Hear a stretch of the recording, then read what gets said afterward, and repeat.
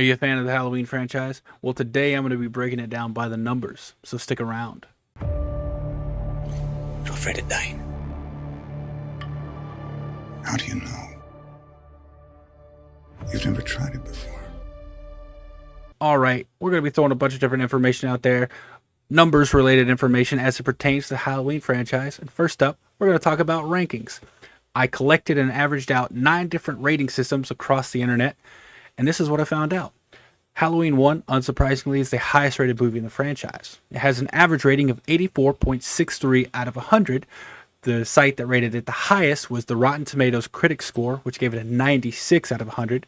The site that rated it the lowest was Critiker, which gave it a 59 out of 100. Unsurprisingly, the movie that scored the lowest in the franchise was Halloween Resurrection with an average score of 33.89 out of 100. The franchise itself averaged out to a 55.56 out of 100. Now, if we take the highest rated movie in the franchise and the lowest rated movie in the franchise and we compare those, that's what's going to give us our range. Now, range is the difference between the highest and lowest number in a given set of data. Ideally, you want a low range. That means your franchise is consistent. All the movies are ranking around the same, be it high or low, at least you're consistent. Halloween is not consistent. It has a range of 50.74, which is not good. That is the highest range out of any of the slasher franchises I've researched. That means you got really high highs, but you also got really low lows. Next up, we're going to be looking at some time-related numbers as it pertains to the franchise. As we all know, the first movie came out all the way back October 25th, 1978. The most recent movie, Halloween Ends, came out October 14th, 2022. Now, that's a time span of 16,061 days. If we break that down, according to the 13 movies, that averages out to 1,338 days between films, or 3.5 years between films. Now, the longest time span between movies actually comes between Rob Zombie's Halloween 2, which came out August of 2009, and Halloween 2018, which came out October 2018. Now, there was a span of 3,339 days between those two films. The shortest span of time is actually a tie between Halloween 2 and Halloween 3, there was only 357 days. Also between Halloween 4 and Halloween 5, there was only 357 days. And you can't talk about slashers and numbers without talking about good old-fashioned kills. The movie with the lowest amount of kills in the franchise is Halloween 1. Michael only had 5 kills in that movie, but it was his first outing, so we can't judge him too harshly on that. And he made up for it with a movie called Halloween Kills, where he got a confirmed 31 kills in that film alone. Now, the franchise as a whole has a confirmed 220 kills, and that averages out to be 16.92 kills per film.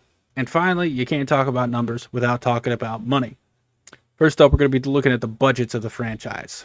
The lowest budget is obviously Halloween 1. Famously, the movie only had a budget of $320,000, and it had quite a good return. The highest budgeted movie in the franchise was actually Halloween Ends with a budget of $33 million. That is 100 times larger than the budget for the first film. Now, if we average those 13 films out, the movies had an average budget of $11.3 million. And lastly, we're going to look at the box office earnings. Now, the movie that made the lowest box office is actually Halloween 6, The Curse of Michael Myers. It had a budget of $5.5 million, and it only brought in $11.6 million, which is awful. And the movie with the highest gross of the franchise is Halloween 2018.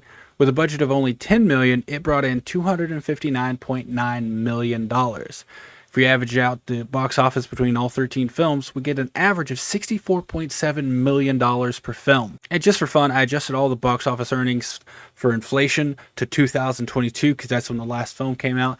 If we adjust all those for inflation, the highest grossing is still going to be Halloween 2018, but it jumps up from $259.9 to $302.9 million. The biggest jump, though, is Halloween 1978. It made $47.1 million in 1978. If we adjust that to inflation, it comes out to a whopping $211.6 million, making it the second highest grossing in the franchise if you adjust for inflation. Also adjusted for inflation, the average of the box office jumps up from $64.7 million to $101.2 million. And there you go, everyone. That is Halloween by the numbers.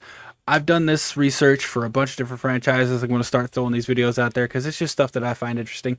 I hope you find it interesting as well. Let me know if any of these numbers surprised you, if you didn't know any of them, if you knew every single one of them. Let me know down in the comments. With that, I love you all. I'll see you next time. Oh. I hate goodbyes.